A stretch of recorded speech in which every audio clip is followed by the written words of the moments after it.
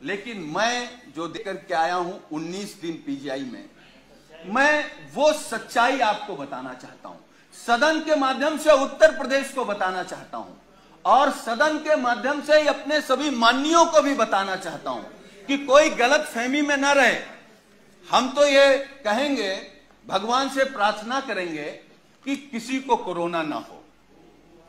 हमारे ही बगल में, अब हम लोगों के बीच नहीं है, स्वर्गीय चेतन सिंह चौहान जी, मैं 13 नंबर बेड पर था और वो 14 नंबर बेड पर था। अगर नेता सदन सुनेंगे तो आप भी आश्चर्य रह जाएंगे। मैं 11 जुलाई को दोपहर में एडमिट हुआ और माननीय मंत्री जी 11 जुलाई की शाम को 5 बजे एडमिट हुए। और अब मैं जो कहने जा रहा हूं वो दुर्भाग्य है हमारा भी, माननीयों का भी, और जो लोग अस्पताल में भर्ती हो रहे हैं उनका भी। 8 लोगों का वार्ड, माननीय जी, 8 लोगों का वार्ड, जहां 8 कोरोना संक्रमित लोग होते हैं। डॉक्टरों की, नर्सों की और वहां की टीम आती है तो गेट से ही पूछते हैं कि चेतन कौन है। तो माननीय मंत्री जी क्योंकि बहुत सरल थे, उन्होंने हाथ खड़ा किया। टीम आती है, उन्होंने कहा चेतन आपको कब हुआ कोरोना? तो उन्होंने अपनी बात बताई। तो फिर एक दूसरा स्टाफ बोलता है चेतन क्या करते हो तुम? वो कुर्ता पैजामा में थे, मैं तो पैंट शर्ट में था। खैर, तो माननीय मंत्री जी ने कहा कि मैं कैबिनेट मंत्री हूं। तो एक स्टाफ ने कहा कि कहां के? तो उन्होंने कहा उत्तर प्रदेश सरकार। तो मैं सोच रहा था कि ये लोग कैसे इस बदतमीजी से बात कर सकते हैं, लेकिन मुझे यह भरोसा हुआ कि जब माननीय मंत्री जी ने कह दिया कि मैं उत्तर प्रदेश सरकार का कैबिनेट मंत्री हूं, तब शायद वो चेतन जी कहेंगे या थोड़ा आदर करेंगे। लेकिन ये सुनने के बाद भी जब पीजीआई के स्टाफ ने कहा कि चेतन तुम्हारे घर में और कौन कौन संक्रमित है, तो मुझे गुस्सा भी आया, दुख भी हुआ और सरकार पे भी गुस्सा आया। मतलब सरकार का इतना भी दबाव नहीं है भाई। कैबिनेट मंत्री के बाद कौन होता है? मुख्यमंत्री। तो इसका मतलब उत्तर प्रदेश में केवल योगी आदित्यनाथ जी का सम्मान होगा। अगर शर्मा जी को कोरोना हो गया तो आपके साथ क्या व्यवहार होगा आप सोच नहीं सकते। हम नहीं चाहते, हम तो भगवान से प्रार्थना करेंगे कि आपको नहीं, किसी को ना हो। लेकिन उसके बाद मान्यवर, मुझे जब गुस्सा आया, मैं अपना गुस्सा नहीं रोक पाया, तो मैंने डॉक्टर से कहा कि आप जानते हैं कौन है? चलिए आप नहीं प्रभाव में आ रहे हैं कि ये योगी सरकार के कैबिनेट मंत्री हैं, ये वो हैं जो देश के लिए क्रिकेट खेलते थे।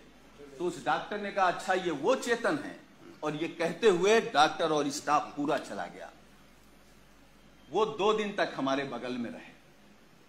मतलब वो, मैं ये कह सकता हूं कि जिस घुटन में थे वो माननीय शर्मा जी नहीं महसूस कर सकते। और मुझे जो शब्द नहीं कहना चाहिए, वो कोरोना से हमको आपको छोड़ के नहीं गए, सरकार की अव्यवस्था से हमको आपको छोड़ करके गए। मतलब इतना गंभीर मामला।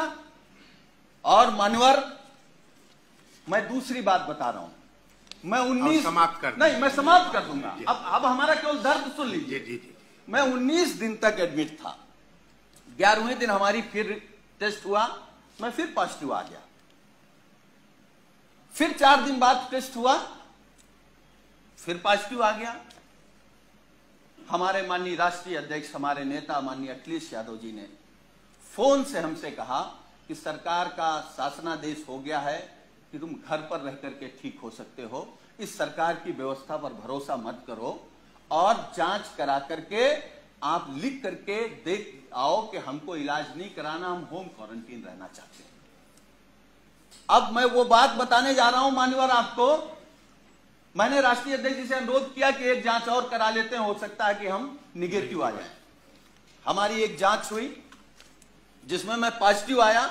नर्स ने कहा कि आप पॉजिटिव हैं, डॉक्टर की टीम आई, उन्होंने कहा कि आप पॉजिटिव हैं या नहीं हैं, हमको दूसरा टेस्ट करना पड़ेगा। हमारा सुबह दूसरा टेस्ट हुआ। जब दूसरा टेस्ट हुआ, जब शाम को मैंने कहा कि हमारी रिपोर्ट क्या आई, तो उन्होंने कहा कि आपका रेपर बदल गया था, इसलिए शाम को तीसरा टेस्ट होगा। जब तीसरा टेस्ट हुआ तो सुबह हमने पूछा कि हमारी रिपोर्ट क्या है, तो डॉक्टरों ने कहा कि आपका सैंपल बदल गया है, इसलिए आपका चौथा टेस्ट होगा। हमारा चौथा टेस्ट हुआ। चौथे टेस्ट में मानवर जानते क्या हुआ? जब हमने रिपोर्ट पूछा तो उन्होंने कहा कि आपका फार्म तो वहां चला गया था लेकिन सैंपल नहीं गया है। तो हमने कहा पांचवा कर लो। हमारा पांचवा टेस्ट हुआ। पांचवा टेस्ट हुआ और मैंने लिखित में दिया कि हमको पीजीआई में इलाज नहीं कराना है, हम घर में रहकर के जो सरकार के निर्देश हैं उनको पालन करते हुए हम स्वस्थ हो जाएंगे। मैं पहला पेशेंट हूं सरकार के निर्देश के बाद जो ये लिख करके आया कि मुझे नहीं इलाज कराना। मैं ये नहीं कह रहा हूं कि हम सभी डॉक्टरों पर सवाल खड़ा कर रहे हैं। डॉक्टर भगवान की तरह दिखता, हमको भी 19 दिन भगवान की तरह दिखा और हम भगवान की तरह मानते हैं, लेकिन ये अव्यवस्था आखिर कैसे?